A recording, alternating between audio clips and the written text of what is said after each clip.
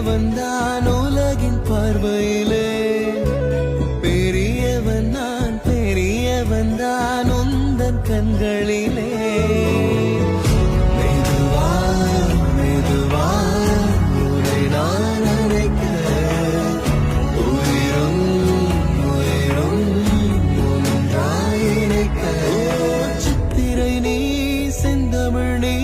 வார்த்தைகள் இல்லை அழைக்க, சூரியன்